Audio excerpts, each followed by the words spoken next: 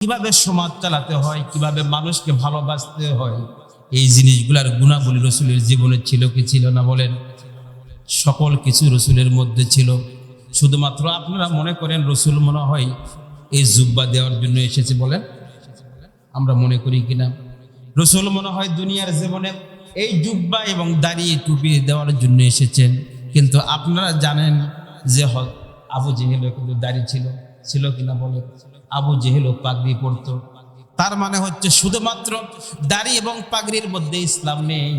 যদি আপনার ওই দাড়িটা যদি রসুলের কারণে হয়, রসুলের মহব্বতে হয়, তাহলে ওই দাড়ি এবং ওই পাগড়ির মধ্যে কল্যাণ রয়েছে, সওয়াব রয়েছে। এর বাহিরে ওই কাফেরেরাও পাগড়ি পরে, কাফেরেরাও দাড়ি রাখে, ওই দাড়ি আর আপনার দাড়ির মধ্যে কোনো পার্থক্য নেই। কথা বলেন ঠিক কিনা? ছোট্ট একটা ঘটনা বলে, রসুল যে শুধুমাত্র শ্রেষ্ঠ সাহাবীদের খোঁজ খবর রাখতেন এমনটি নয়, তিনি ছোট বড় সকলের উঁচু নিচু সামাজিক কিভাবে সম্প্রীতি করতে হয়, কিভাবে সমাজের মধ্যে ব্যালেন্স করতে হয়, এই জিনিসটা রসুল শিক্ষা দিয়েছেন।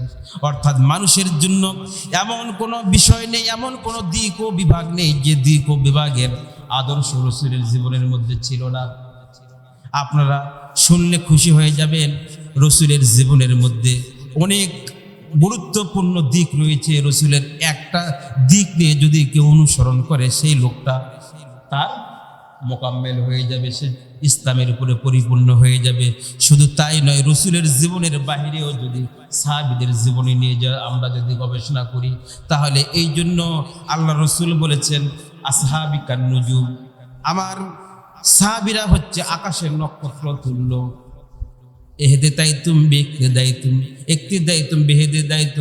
যদি তোমরা আমার শুধু রসুলের নয়, যদি আমার কোনো একজন সাহাবীরও জীবন যদি তোমরা অনুধাবন করো, আমার একজন সাহাবীর জীবনী নিয়ে যদি তোমরা অনুসরণ করো, তাহলে আমার একজন ক্ষুদ্র সাহাবীর জীবনীও তোমাদেরকে জান্নাত পর্যন্ত পৌঁছায় দিবে। বলুন সুবহানাল্লাহ। আল্লাহর নবী মসজিদে নববীতে বসে থাকতেন, মানুষকে দ্বীনের কথা বলতেন, কিন্তু শত্রু একজন সাহাবী জীর্ণ শীর্ণ, আকৃতিতে পাতলা, হ্যাংলা পাতলা, স্বাস্থ্যটা চিকন, মানুষ দেখলে পছন্দ করে না, জীর্ণ শীর্ণ। নাম হচ্ছে জুলাইব। কি নাম বলেন? জুলাইব। ছোট্ট শিশু সাহাবী, মানে কেবলমাত্র সবে যৌবনে পদার্পণ করেছে, এরকম একজন 20-22 বছরের একজন যুবক। মাঝে মাঝে সাহাবীদের মধ্যে এসে বসে থাকতেন, কিন্তু সে রুগ্ন মনে করতো অনেকেই, তার দিকে তাকাতো না, তাকে অতটা গুরুত্ব দিত না। কিন্তু আল্লাহর নবীর চোখটা কিন্তু ওই জুলাইবের দিক থেকে কখনো আলাদা হতো না।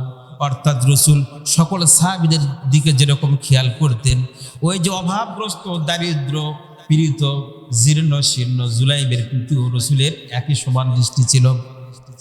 একদিন জুলাইব রাদিয়াল্লাহু আনহু রসুলের সামনে এসে দাঁড়িয়েছিলেন। রসুল তাকে কাছে ডাকিয়ে বললেন, জুলাইব, কেমন অবস্থা, কেমন আছো?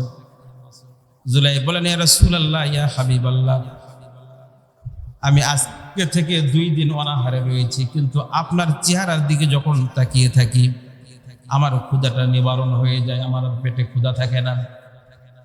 এবার রসুল তার সাথে একটু বিনোদন করার জন্য বলল, জুলাইব, এভাবে একা একই কতদিন চলবে? তোমার কি বিয়ের প্রয়োজন নেই? তোমাকে কি বিয়ে করতে হবে না? এবার জুলাইব বলেন, ইয়া রাসূলুল্লাহ, ইয়া হাবিবাল্লাহ, আমি এমন একজন দরিদ্র সাহাবী, আমার চেহারাটা কুৎসিত, জীর্ণ শীর্ণ, মানুষ দেখলে আমাকে পছন্দ করবে না, আবার স্ত্রী চালার মতো আমার কোনো আর্থিক সামর্থ্য নেই, আর আমাকে বিয়ে দিবে কে? এই কথা বলে জুলাইব একটু নম্র ভদ্র মানুষ, স্বরনিন্দা ছিলেন। রসুলের কাছ থেকে বিয়ার প্রস্তাবটা পাওয়ার পর তিনি একটু আলাদা হয়ে চলে গেলেন।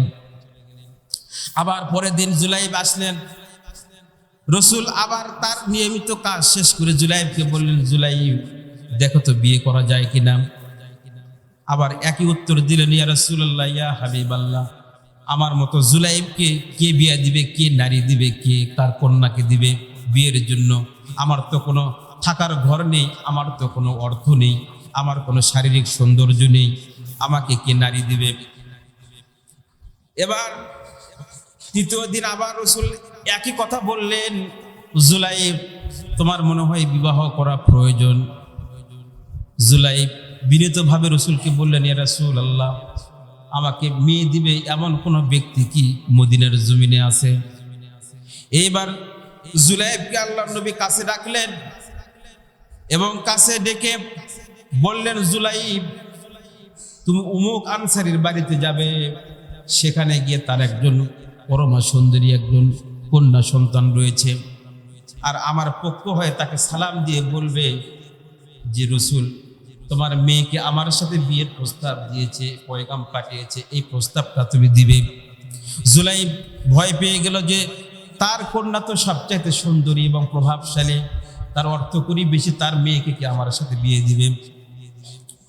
তারপরে রাসূলের নির্দেশ, তিনি চলে গেলেন। যাওয়ার পরে ওই আনসারী সাহাবীকে বাড়িতে গিয়ে নক করলেন। একটু পরে ভিতর থেকে বাড়ির মালিক বের হয়ে আসলো।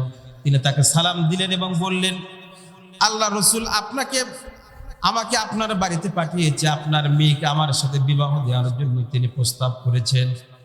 এই কথাটা শোনা মাত্রই তার বাবা প্রত্যাখ্যান করলো, না না, আমার মেয়ের মতো সুন্দরী নারীর জন্য তোমার মতো জুলাইবের কে মানাই না। অর্থাৎ তোমার মতো জুলাইব যার কোনো অর্থ নেই, বাড়ি নেই, ঘর নেই, জীর্ণ শীর্ণ একজন যুবক, তুমি তোমার সাথে আমার নারীকে আমি আমার কন্যাকে বিয়ে দেব না। একই কথা তার স্ত্রীও জানিয়ে দিল, না না, তোমার সাথে আমার কন্যাকে বিয়ে দেব না, কারণ তোমার কোনো সৌন্দর্য নেই, তোমার কোনো স্বাস্থ্য ভালো নেই, তোমার কোনো অর্থ নেই। এই কথাগুলো তার মেয়ে ঘরের মধ্যে থেকে শুনতে পেয়েছেন এবং তিনি বুঝতে পেরেছেন এই প্রস্তাবটা স্বয়ং রাসূল দিয়েছেন। এই জিনিসটা যখন তার কন্যা বুঝতে পেরেছে, তিনি বাহির হয়ে আসলেন।